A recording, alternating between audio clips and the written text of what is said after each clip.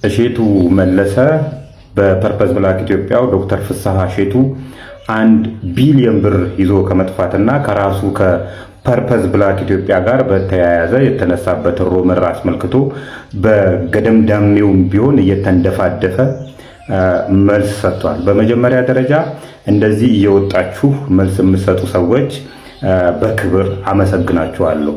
ምክንያቱም የረሳንላችሁ የመሰላችሁ አጭበርብራችሁ ሀብታም የሆናችሁ ሰዎች እንደዚህ እየወጣችሁ መልስ የምትሰጡበት ጊዜ ስለደረሰ የምትወጡና ነገሮችን የምታብራሩ ሰዎች በግሌ አከብራለሁ፣ አመሰግናለሁ። ነገር ግን እሼቱ መለሰ ከመለሳቸው መልሶች መካከል እኔ የሰራሁት ማስታወቂያ የፐርፐዝ ብላክ ኢትዮጵያን የፋርም ሴክተሩን እንጂ የሪል ስቴቱን ሴክተር አይደለም የሚል መልስ ነው የሰጠው። ይሄ በሌላ አባባል ዶክተር ፍስሐ እሼቱ ይዘው ሄደው ብር እኮ የሪል ስቴቱን ብቻ አይደለም እኮ ሼር የገዙ ይሄ የፈረደበት የአዲስ አበባ ሕዝብ አለ። ኮንሱመሩ አገራችን ሰፊ መሬት አላት።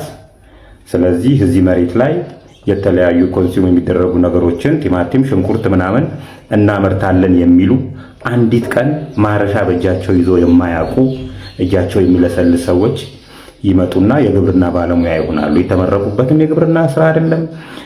ግብርናን ጭራሽ የማያውቁ ሰዎች ይመጡና ሽንኩርት እናመርታለን፣ በርበሬ እናመርታለን እያሉ ሼር እንድንገዙ ይሄ አንዱ ዶክተር ፍስሐ እሼቱ ነው። እንግዲህ በዚህም ኑና ሼር ግዙ አዲስ አበባ ላይ በርካሽ ዋጋ ከገጠር አስመጥተን ምናምን ብሎ ተንተባትቦ ህዝብ በልቶ በተጨማሪም ደግሞ ሌላ የሪል ስቴት የመኖሪያ ቤት ችግር ስላለ ደግሞ 1.5 ሚሊዮን ብር ምንም መሬት ባይኖሩ ሜክሲኮ ላይ ፒያሳ ላይ መሀል ፒያሳ ላይ ቦታ እንኳን ሳይኖር ቤት ሰርቼ እሰጣችኋለሁና አምጡ እያለ ተቀብሎ ነው እጥብ አድርጎ አሜሪካ የገባው።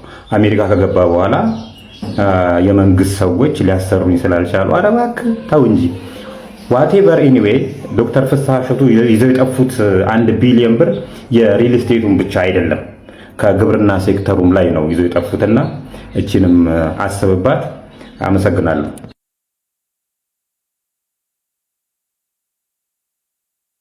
እሼቱ መለሰ በፐርፐዝ ብላክ ኢትዮጵያው ዶክተር ፍስሐ እሼቱ 1 ቢሊዮን ብር ይዞ ከመጥፋትና ከራሱ ከፐርፐዝ ብላክ ኢትዮጵያ ጋር በተያያዘ የተነሳበት ሮመር አስመልክቶ በገደምዳሜውም ቢሆን እየተንደፋደፈ መልስ ሰጥቷል። በመጀመሪያ ደረጃ እንደዚህ እየወጣችሁ መልስ የምትሰጡ ሰዎች በክብር አመሰግናችኋለሁ።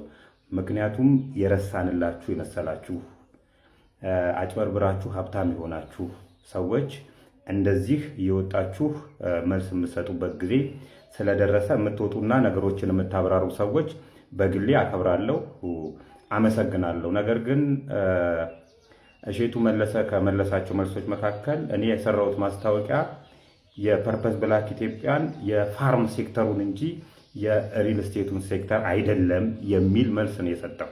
ይሄ በሌላ አባባል ዶክተር ፍስሐ እሼቱ ይዘው ሄደው ብር እኮ የሪል ስቴቱን ብቻ አይደለም እኮ ሼር የገዙ ይሄ የፈረደበት የአዲስ አበባ ሕዝብ አለ። ኮንሱመሩ አገራችን ሰፊ መሬት አላት። ስለዚህ እዚህ መሬት ላይ የተለያዩ ኮንሱም የሚደረጉ ነገሮችን ቲማቲም፣ ሽንኩርት ምናምን እናመርታለን የሚሉ አንዲት ቀን ማረሻ በእጃቸው ይዞ የማያውቁ እጃቸው የሚለሰልስ ሰዎች ይመጡና የግብርና ባለሙያ ይሆናሉ። የተመረቁበትም የግብርና ስራ አይደለም። ግብርናን ጭራሽ የማያውቁ ሰዎች ይመጡና ሽንኩርት እናመርታለን፣ በርበሬ እናመርታለን እያሉ ሼር እንድንገዙ ይሄ አንዱ ዶክተር ፍስሐ እሼቱ ነው። እንግዲህ በዚህም ኑና ሼር ግዙ አዲስ አበባ ላይ በርካሽ ዋጋ ከገጠር አስመጥተን ምናምን ብሎ ተንተባትቦ ህዝብ በልቶ በተጨማሪም ደግሞ ሌላ የሪል ስቴት የመኖሪያ ቤት ችግር ስላለ ደግሞ 1.5 ሚሊዮን ብር ምንም መሬት ባይኖሩ ሜክሲኮ ላይ ፒያሳ ላይ መሀል ፒያሳ ላይ ቦታ እንኳን ሳይኖር ቤት ሰርቼ እሰጣችኋለሁና አምጡ እያለ ተቀብሎ ነው እጥብ አድርጎ አሜሪካ የገባው።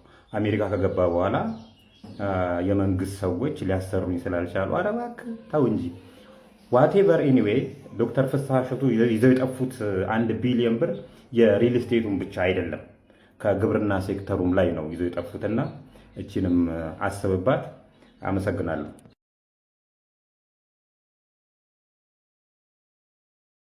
እሼቱ መለሰ በፐርፐዝ ብላክ ኢትዮጵያው ዶክተር ፍስሐ እሼቱ 1 ቢሊዮን ብር ይዞ ከመጥፋትና ከራሱ ከፐርፐዝ ብላክ ኢትዮጵያ ጋር በተያያዘ የተነሳበት ሮመር አስመልክቶ በገደምዳሜውም ቢሆን እየተንደፋደፈ መልስ ሰጥቷል። በመጀመሪያ ደረጃ እንደዚህ እየወጣችሁ መልስ የምትሰጡ ሰዎች በክብር አመሰግናችኋለሁ።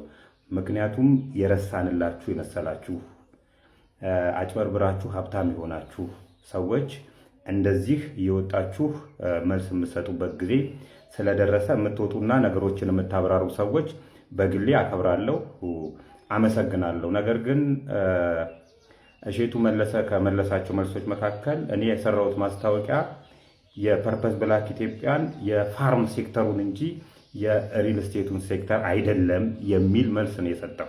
ይሄ በሌላ አባባል ዶክተር ፍስሐ እሼቱ ይዘው ሄደው ብር እኮ የሪል ስቴቱን ብቻ አይደለም እኮ ሼር የገዙ ይሄ የፈረደበት የአዲስ አበባ ሕዝብ አለ። ኮንሱመሩ አገራችን ሰፊ መሬት አላት። ስለዚህ እዚህ መሬት ላይ የተለያዩ ኮንሱም የሚደረጉ ነገሮችን ቲማቲም፣ ሽንኩርት ምናምን እናመርታለን የሚሉ አንዲት ቀን ማረሻ በእጃቸው ይዞ የማያውቁ እጃቸው የሚለሰልስ ሰዎች ይመጡና የግብርና ባለሙያ ይሆናሉ። የተመረቁበትም የግብርና ስራ አይደለም፣ ግብርናን ጭራሽ የማያውቁ ሰዎች ይመጡና ሽንኩርት እናመርታለን፣ በርበሬ እናመርታለን እያሉ ሼር እንድንገዙ። ይሄ አንዱ ዶክተር ፍስሐ እሼቱ ነው። እንግዲህ በዚህም ኑና ሼር ግዙ አዲስ አበባ ላይ በርካሽ ዋጋ ከገጠር አስመጥተን ምናምን ብሎ ተንተባትቦ ህዝብ በልቶ፣ በተጨማሪም ደግሞ ሌላ የሪል ስቴት የመኖሪያ ቤት ችግር ስላለ ደግሞ 1.5 1 ሚሊዮን ብር ምንም መሬት ባይኖሩ ሜክሲኮ ላይ ፒያሳ ላይ መሀል ፒያሳ ላይ ቦታ እንኳን ሳይኖር ቤት ሰርቼ እሰጣችኋለሁና አምጡ እያለ ተቀብሎ ነው እጥብ አድርጎ አሜሪካ የገባው። አሜሪካ ከገባ በኋላ የመንግስት ሰዎች ሊያሰሩኝ ስላልቻሉ ኧረ እባክህ ተው እንጂ ዋቴቨር ኤኒዌይ ዶክተር ፍስሐ እሼቱ ይዘው የጠፉት 1 ቢሊዮን ብር የሪል ስቴቱን ብቻ አይደለም ከግብርና ሴክተሩም ላይ ነው ይዘው የጠፉትና እቺንም አስብባት። አመሰግናለሁ።